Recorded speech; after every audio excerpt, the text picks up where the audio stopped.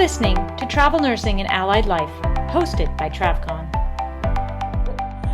Hi everyone, welcome to Newbie News with Tricia and Cyndi. Nice to see everybody. Hope you're all staying safe as we continue on our pandemic journey together. So be well, everyone.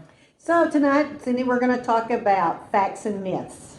Ooh, good topic. Good topic. So everybody's always heard from somebody else through the grapevine some kind of information.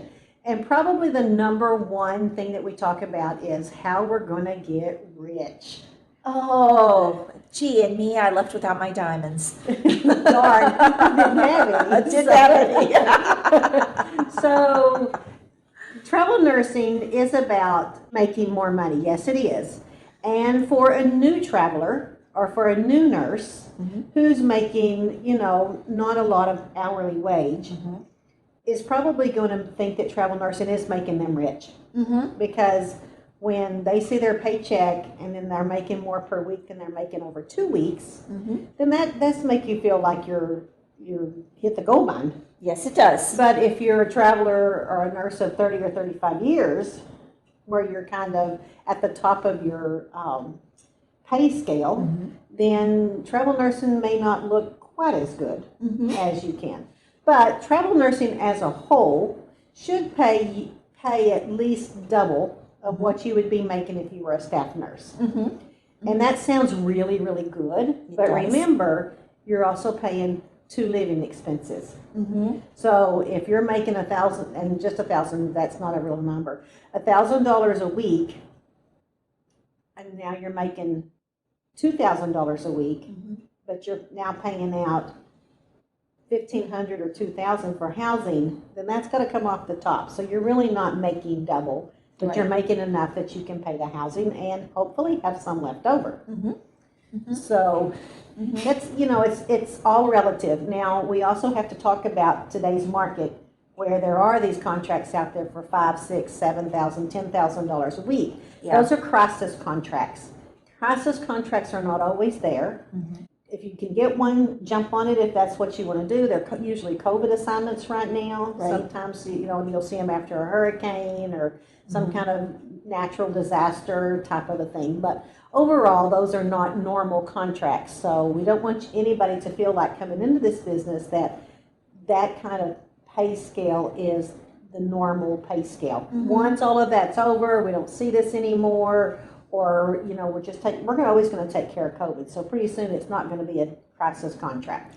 It's going to be just every day, like we took care of AIDS or H1N1 or whatever the disease of the month was. Anyway, so then you're going to make somewhere in the midst of a low range of probably $1,500 and in a max range of somewhere around $3,000, depending on location and what your specialty is. So that's always important to remember. If you come in and ask somebody, hey, what am I going to make if I work as a med-surg nurse? Well, I don't know what you're going to make because it depends on where you're going, what the cost of living is, and what the hospital's willing to pay. So are you going to get rich? Probably not. The last thing I think we need to address is when your hospital cancels your contract, or if anything else goes wrong, who do you blame? So many times I say we blame the recruiter. It's the recruiter's fault, the recruiter's fault, the recruiter's fault. I don't know about you, but I've been through a lot of recruiters for various and sundry reasons. I've been through a lot of companies for various and sundry reasons, and that's okay. You have no obligation to stay with one company or one recruiter. A lot of people will use 3 or 4. They'll find out who pays the best. That's who gets the contract. Some stay with one recruiter because they find that the longer you are there, the better deal you get, because they know that you're less of a risk of stopping a contract or whatever. So there's good and bad to both sides. I think people sometimes have to recognize I think a good analogy of a recruiter and a travel nurse is like an athlete and a sports agent.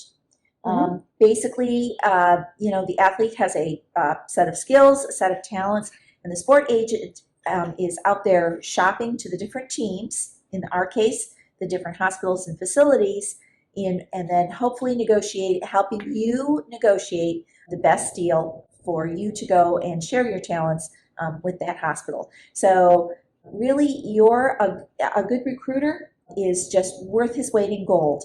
So when you find a good recruiter, someone that you mesh with, someone that you who understands what your needs and talents are, he can best represent you to the best places. To me, that's how I always kind of think about it. Or she. Or she. That's true. I have a female recruiter, she has a male recruiter, so it can be either. But so don't always just blame the recruiter. For example, if your hospital's going to cancel you for whatever reason, low census, they don't need you anymore, they've hired new staff, people are trained, then they're going to cancel you. Yes. There is nothing in this world that anybody can do to stop that. Yes. The hospitals hold all the cards. They the do. Facilities hold all the cards, whether it's a hospital, a prison, a home health agency, whoever. They hold, I mean, that's why we work there, because they needed somebody and now they don't. If they didn't need anybody, we wouldn't have a job, Right. even for a small portion of time. So don't blame the recruiter. Don't say, well, the recruiter didn't fight for me, because there's no battle. There's no battle to fight. You can't win. You're going to go on. Hopefully you have a great recruiter. They're going to find you another great position to go to. You move on, and everybody, comes out in the long run. So, and remember too that, if you're not working, the recruiter and the agency's not getting paid either. Right. So they have just as much incentive in order to get you back and working at a great contract again as well too. Absolutely. So there's no fault in a recruiter in terms of when you get canceled. So I think that pretty much is all the myths I can think about that I've heard off the top of my head. I'm sure there might be others, and if you have questions about them, please address them to travcon.org. Hopefully we'll see you next time on another subject. Okay. So signing off. Signing up. Bye. Stay safe and well. Thanks for listening to Travel Nursing and Allied Life. You can find the full show notes below or at travcon.org. Please help us out by rating our podcast on iTunes or wherever you get your podcasts.